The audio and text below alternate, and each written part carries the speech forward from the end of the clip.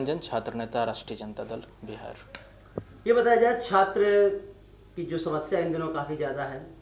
बिहार विधानसभा चुनाव काफ़ी नज़दीक है। ऐसे में सभी राजनीतिक पार्टी जो है चुनावी तैयारी में लगा हुआ है और आप देख रहे हैं कि यहाँ वाद विवाद, पक्ष प्रतिपक्ष सभी एक दूसरे पर हमला कर रहे हैं।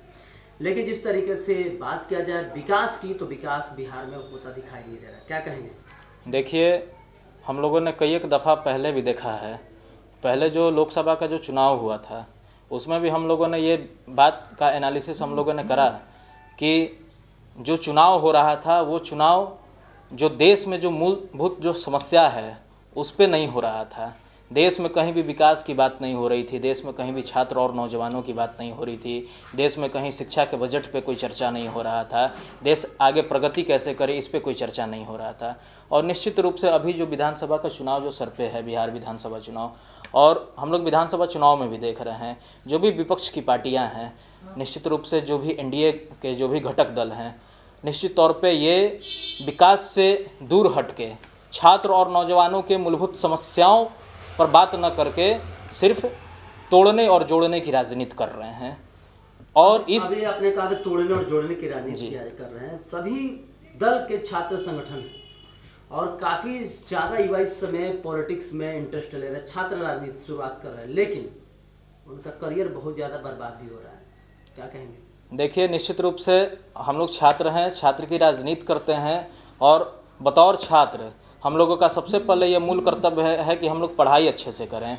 और निश्चित रूप से हम लोग ये काम करना भी चाहते हैं, लेकिन हमारी पढ़ाई सिर्फ किताबों तक सीमित नहीं होनी चाहिए। हम सिर्फ किताबों में ये नहीं पढ़ के रह जाएं कि हाँ सांप्रदायिकता बढ़ रही है, हम ये सिर्फ किताबों में नहीं पढ़ कर रह जाएं कि धर्म आपस में लड़ रहे हैं, हम सिर्फ ये किताबों में नहीं पढ़कर रह जाएं कि भाई भाई आपस में लड़ रहे हैं। अगर समाज में अगर ऐसी चीज़ हम लोग सामने देखते हैं तो निश्चित रूप से हम लोगों का सामाजिक जो गतिविधि है, वो भी जो सामाजिक जो जिम्मेदारी है वो भी कहीं ना कहीं बढ़ जाता है पढ़ाई करने के साथ साथ। विधानसभा चुनाव में काफ़ी समय कम रह चुका है, हर पार्टी अपना अपना प्रचार प्रसार कर रहा है। सबसे बड़ी बात है बिहार में रोजगार सृजन करने का। रोजगार तो है नहीं बिहार में खास तौर पर, और दूसरी ओर निजीकरण किया जा रहा है। लेकिन सबको अपने घर में दामाद चाहिए, तो सरकारी तो निजीकरण और सरकारी के बीच में जो आम आदमी पिस रहा है। साथ ही साथ बेरोजगारी, जिस तरीके से लॉकडाउन में पूरे देश और बिहार राज्य का पोल खुला है, वो सभी लोग जानते हैं कि एक समस्या हो जाए तो बिहार सरकार या बिहार में उससे निपटना बहुत मुश्किल होता है। बिल्कुल। देखिए, निश्चित रूप से जो बेरोजगारी जो समस्या आपने इंगित करा है, हम लोग देख रहे हैं देश की अभी जो मौजूदा हालात हैं, जीडीपी नकारात्मक चली गई है, -23.9 अभी जो जीडीपी हम लोगों का है। निश्चित रूप से जिस देश का जीडीपी इतना निगेटिव रहेगा उस देश में हम विकास की परिकल्पना नहीं कर सकते हैं। पिछली सरकार जो थी, भाजपा जो सरकार थी केंद्र की, उन्होंने कहा था कि हम लोग प्रति वर्ष 2 करोड़ नौजवानों को रोज़गार हम लोग देंगे। क्या हुआ? इसका वादा सिर्फ कागज़ों तक सीमित रह गया है। और आज देखिए, मोदी सरकार को बहुत बड़ा एक ऑफ़र मिल गया है सामने से। जब कोरोना के हालात हुए, कोरोना में बहुत कुछ अस्त व्यस्त हुआ है इस देश का, और मोदी सरकार के लिए ये एक ऑफ़र हो गया है, अवसर प्राप्त हो गया है कि कोरोना का हवाला देकर जीडीपी तो डाउन चल ही गया, और देश में जो सरकार है, मौजूदा सरकार जो है, उसको देश की इकोनॉमिक्स और देश की इकोनॉमी में कोई ज्ञान नहीं है। देश की इकोनॉमिक्स क्या कह रही है और देश का इकोनॉमी क्या कह रहा है, इसमें तनिक भी ध्यान नहीं है। अभी जो मौजूदा हालात है, अभी जो देश में जो नीति जो लागू करने की जो कोशिश की जा रही है, मैं आपको स्पष्ट तौर पे कर देना चाहता हूँ। आपने निजीकरण को इंगित करा, हम उस पर कहना चाहते हैं, अभी मौजूदा सरकार इस नीति को थोप रही है कि इस देश का हवा भी अगर चाहे तो वो बेच दे, और जिसको जितना पैसा खर्च करना होगा वो उतना खर्च करके सांस लेगा। ऐसी नीति थोपने की कोशिश की जा रही है। शिक्षा का बाजारीकरण हो गया, तमाम इंस्टीट्यूट जो थे, तमाम इंस्टीट्यूशन जो थे, तमाम एजुकेशनल इंस्टीट्यूशन जो थे, उसको बाजारीकरण कर दिया गया, प्राइवेटाइज कर दिया गया, रेलवे प्राइवेटाइज कर दिया गया, एयरलाइंस प्राइवेटाइज कर दिया गया। और निश्चित रूप से इसमें हम लोग देखते हैं सब कुछ तो आउटसोर्सिंग पे चल रहा है। ये बताइए, विधानसभा बिहार का जो युवा है, पत्रकार महोदय मैं आपसे कहना चाहता हूं, बिहार का जो युवा है अभी सिर्फ एक ही फॉर्मूले पे चल रहा है। कोई भी फॉर्म अप्लाई कर रहा है, apply there is no reply. ये अभी हालात देश में उत्पन्न हो गए हैं। अप्लाई तो करते हैं लेकिन सरकार के तौर पर रिप्लाई नहीं मिलता है।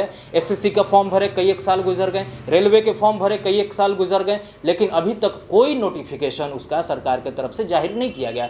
दूसरी बात मैं आपको बता देना चाहता हूं, अभी हाल ही के दिनों में बिहार का स्टेट का परीक्षा रद्द किया गया था। स्टेट का परीक्षा हुआ, बजाबते बहुत अच्छे से हुआ परीक्षा, लेकिन बावजूद इसके रद्द कर दिया गया ये हवाला देकर कि स्टेट का जो एग्ज़ाम था उसका सिलेबस ड्राफ्टेड नहीं है, क्वेश्चन ड्राफ्टेड नहीं था अच्छे से, कि हम लोग उसको देख रहे हैं। लेकिन अभी जो वर्तमान जो डेट निकाला गया है स्टेट का, उसमें भी बिना सिलेबस को ड्राफ्ट किए हुए फिर से डेट निकाल दिया गया। तो आखिर ये कैसे किया जा रहा है कि सिलेबस पहले भी ड्राफ्ट नहीं था, आज भी ड्राफ्ट नहीं है, तो आखिर किस हैसियत से बिहार सरकार ने पहले का स्टेट का परीक्षा रद्द किया है। और दूसरी बात, इस बार सेंटर जो है बिहार के ये आपके भोजपुर जिले के विद्यार्थी का सेंटर हाजीपुर दे दिया, छपरा दे दिया, मुगलसराय दे दिया। तो ये किस तरीके से ये चल रहा है सिस्टम, हम ये सवाल खड़ा करना चाहते हैं। चुनाव में क्या रणनीति होगी, छात्र नेताओं की क्या भूमिका होगी?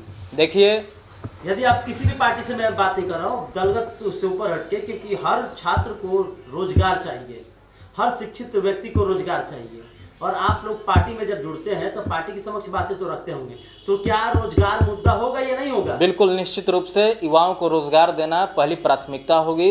और युवा, जो सरकार, जो पार्टी युवा को रोजगार देने में सक्षम है, आपकी पार्टी की तरफ से क्या प्लानिंग है रोजगार के लिए? निश्चित रूप से मैं ये कहना चाहता हूँ, हमारे नेता प्रतिपक्ष और राष्ट्रीय जनता दल के नेता माननीय श्री तेजस्वी प्रसाद यादव जी बतौर युवा, वो खुद एक नौजवान हैं और नौजवानों का दर्द वो जानते हैं, वो नौजवानों का दर्द जानते हैं। उन्होंने कई एक दफ़ा अपने मैनिफेस्टो में उन्होंने रखा है कि बिहार में उद्योग धंधे लागू होंगे, उद्योग यहाँ पर चालू होगा और बिहार के नौजवानों को बिहार में ही रोजगार देने का हम लोगों की पार्टी काम करेंगे। क्योंकि जिस तरीके से बिहार में 15 साल लालू यादव का कार्यकाल था, उस समय कोई भी प्राइवेट कंपनी या कोई बड़ा कंपनी बिहार में निवेश नहीं करना चाहता था, और 15 साल नीतीश कुमार में इसलिए क्योंकि लोगों को लॉ एंड ऑर्डर पर भरोसा नहीं था। अब ऐसे में क्या लगता है कि बिहार के, देखिए, आप जो लालू यादव के सरकार के 15 साल के सरकार को कह रहे हैं कि कोई प्राइवेट कंपनियां आना नहीं चाहती थी यहाँ पर, तो वैसे समय में होता क्या था कि जिस दौर में लालू यादव जी की सरकार बनी थी, इस दौर में सामाजिक आवाज़ देना बहुत ज़रूरी था लोगों को।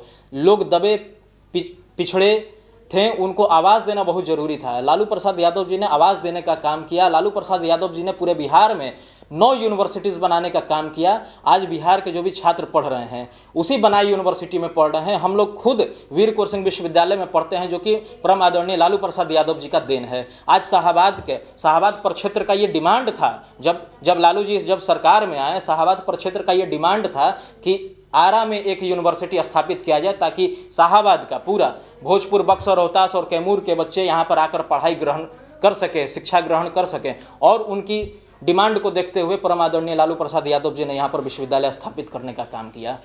यानी आप लोगों के पार्टी की तरफ से रोजगार के लिए कुछ तैयारी है? बिल्कुल, निश्चित रूप से हमारे पार्टी की तरफ से पूरा मैनिफेस्टो तैयार है। युवाओं को रोजगार कैसे देना है, युवाओं के लिए पद सृजित कैसे करना है, और तमाम जो तरीके हैं उस पर हम लोगों का फोकस है। और हमारे नेता